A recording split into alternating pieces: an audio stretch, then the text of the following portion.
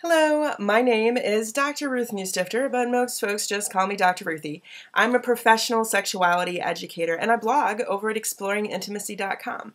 But today I'm here thanks to the fantastic folks at funwares.com and their great toys to talk to you all about your questions about sex and intimacy. If you have a question you want to send me, you can send it to AskDrRuthie at funwares.com. AskDrRuthie at funwares.com, and I will answer as many of your questions as I can get to each week. So thanks so much to all of you who have been sending them in. I've been really enjoying receiving them. Today I want to answer someone's questions about hard thrusting penetrative sex, and it's difficult. Dear Dr. Ruthie, hey, how are you? I am doing well. Thank you very much for asking. I appreciate that. I hope that you are well overall, except for this problem. My partner really likes to receive hard thrusting through vaginal intercourse or with toys. It's really difficult for me to keep that up. Sometimes my back or my knees just can't handle it, and I'm not sure she understands how tiring it can be to do push-ups like that. Ah, yes. What are some ideas for ways we can spice things up so she can still enjoy that hearty stimulation inside, but I don't end up throwing out my back for the next day at work? Thanks a lot for your help, Kay, San Francisco. Kay from San Francisco, thank you so much for asking that question, and it's an excellent one that I think that a lot of guys really are wondering about, or anyone who is partnered with anybody who likes to receive a lot of consistent, I'm not going to say rough, but really intense penetrative stimulation, either anally or vaginally, right? Or both. Hey, whatever you like. No judgment here, right? So how can you do this without wearing yourself out?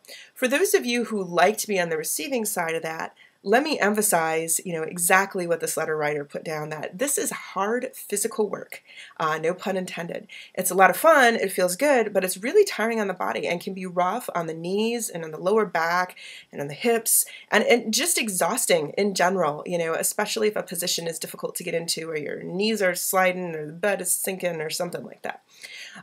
So have a little bit of empathy for your partner and realize that there are different ways to get this good stimulation that you like, and be willing to move between these different kinds of positions so they get a little break, or they don't have to do that every time, but you're still getting what you want. So for those of us on the receiving end, open-mindedness, because you can find things that feel just as good or better that maybe you didn't consider because you're so used to just expecting your partner to be able to physically do that, or hoping they will. Now, for those of us who are on the penetrator side that are feeling overwhelmed by this, there's a few different things to consider. The first thing I want to say is I'm so glad that you and your partner already enjoy toys and that you mention it in here, because that's the first thing I'm going to talk about. And I do love toys. They're definitely not, everything in the world about sex, but they can make things a lot easier, more comfortable, and more stimulating for people. First thing I want to say is look for toys that are of a good, appropriate size and are visually appealing, that have a good handle or grip on them. Some of them even have things that really are made to be held in the hand well, even when your hand is lubey, and you can use with that. Then moving towards a position that is ergonomically successful for you. So if your partner is always used to being stimulated in a certain position, perhaps laying on his or her back or his or her stomach or sitting up, sometimes adjusting those positions or moving to different pieces of furniture can be really wonderful. For instance, if your partner is used to laying on their back on the bed, perhaps some sort of situation on the couch with a big footrest where you can sit lower down and have your hand more at shoulder height so that you can distribute the movement of the muscles throughout all of your arms, so it's not just your wrist or lower arm right here taking all of that pressure, can be really useful. If you want to continue with the thrusting, exploring different heights for your partner to rest their body at can be very useful, and different things for you to hold on to. For instance, instead of trying to assume some kind of missionary or doggy position on the bed where it's hard to find something to hold on to and it really puts a lot of pressure on different parts of your body, scooting to the edge of the bed near the headboard or footboard or somewhere else where you can get a good handhold onto the furniture, and then adjusting height with cushions, pillows, whatever, shoes, whatever you need to do, so that you can use your upper body strength to do that thrusting as well as your lower body strength. and you can be standing on your feet is much easier. Penetrating your partner when you're standing up, if standing is comfortable for you, it can be much easier on the body than doing it in a kneeling or a laying kind of position.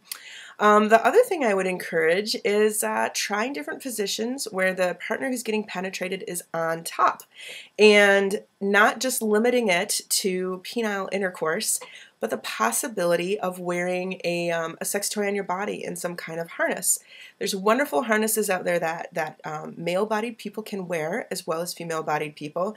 They're set up for your genitalia to be comfortable in there. You can even make one yourself out of, good rope or something like that. And there's directions for that all over the internet. But don't just limit it to being over your pelvis. There are harnesses that you can make or buy that go around the thigh, or even on the face in different places to allow you to position yourself in different ways that are comfortable for everyone. The person who likes to be penetrated really hard will quickly learn how much work it is when they're on top doing that. So again, setting up situations where they have things to lean on. If you're sitting on a really sturdy ottoman, putting a good wooden dining room chair on either side so that they have something to hold on to the backs of while they're riding you, or riding the toy, right? And using a toy also allows you to really, something that's strapped onto you, harnessed onto you, allows you to really enjoy your partner's arousal and how much your partner is getting out of that sex act. And they can go for as long as they want to because, as long as the toy is good for, which will be a long time, and just keep adding lube, and as long as everyone's having fun. You can also be stimulating your own genitals if they're not covered up by the toy, and while your partner's riding the toy, and you're both really turned on and enjoying it. And that's also a great form of safe sex. Heck yeah, we all win, right? So these are all different ideas for you, and also that good communication. And that way, you're spreading it out over different things. You've redefined sex in a way that gives you more pleasure. Perfect. That's what we all want, right? And you've communicated about what you like, and you've explored different things too. I'm Dr. Ruthie, and I hope that this helps you and your partner to both get the kind of stimulation that you enjoy without throwing your back out for work in the morning. Thanks so much for writing to me, and I'll see y'all in the next video.